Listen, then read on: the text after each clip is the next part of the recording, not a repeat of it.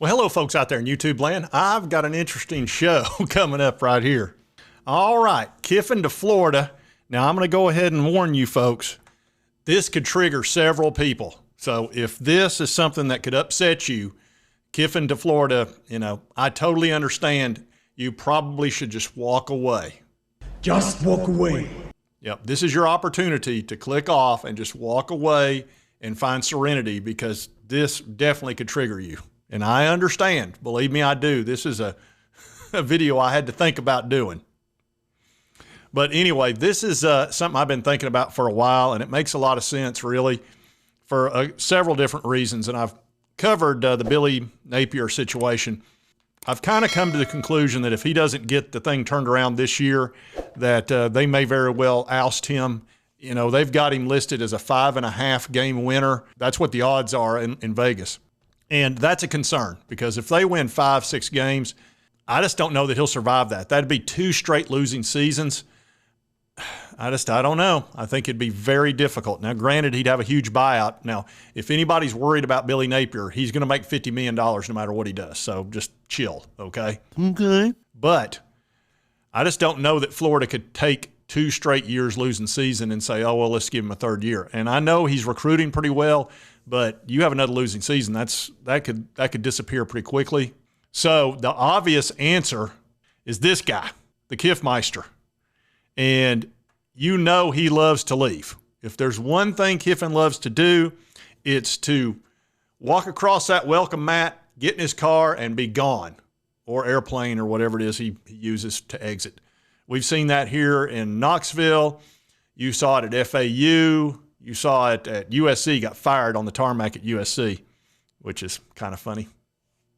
But he could easily wind up there. Now, why do I think that? Well, first of all, Florida would be very interested in him. He is a good coach. No matter what you think of him personally, the guy can coach.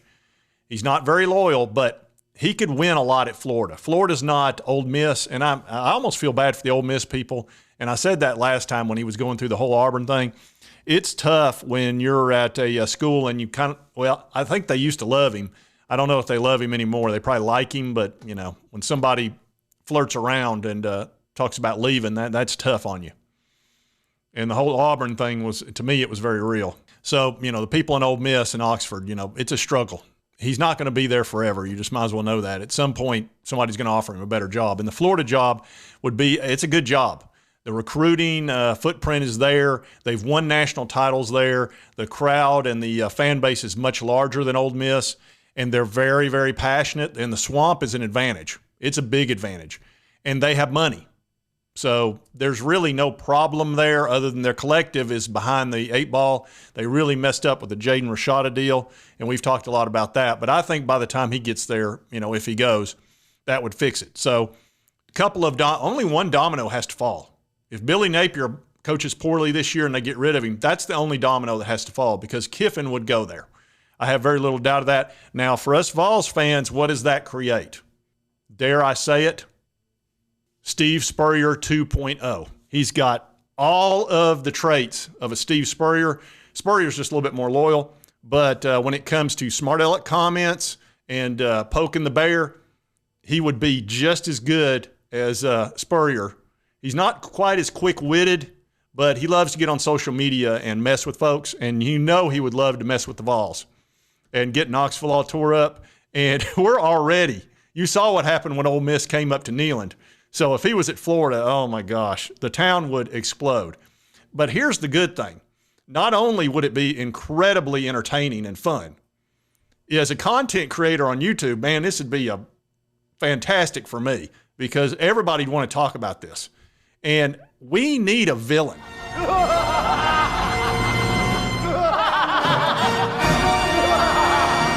That's the thing about sports. Back in the 90s, 80s, even the 2000s, there was tons of villains out there. You had the Detroit Pistons. In football, you had the Chicago Bears.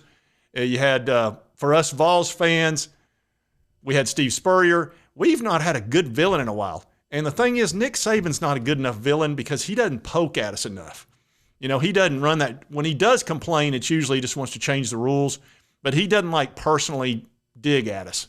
And Spurrier always did. He loved it. You know, you couldn't spell citrus without a U and a T in it. And that just got the whole town in an uproar.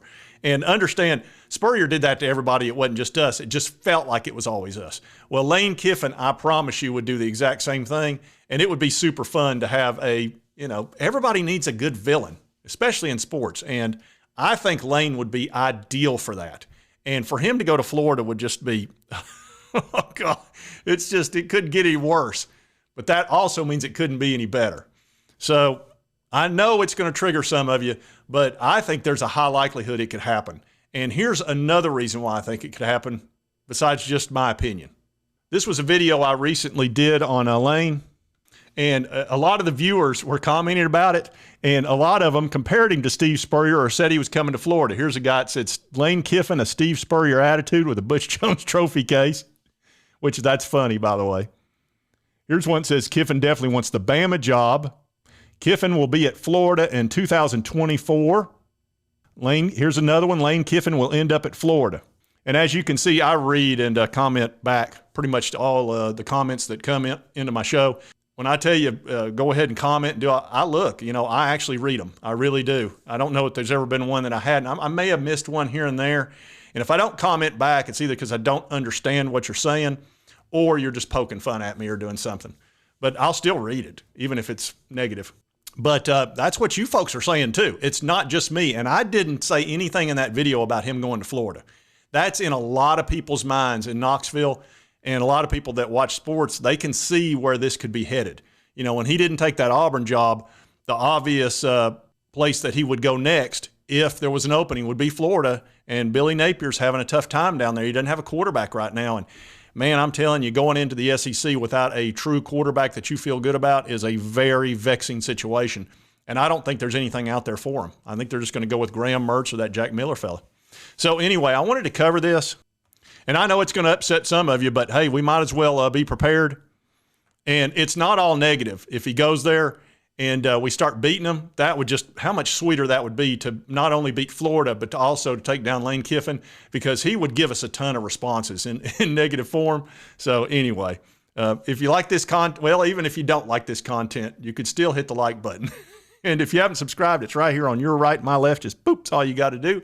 And right over here's my most recent video. Be sure to check that one out. The algorithm thinks you'll love it. And since we're all being controlled by the AI now, you might as well watch it.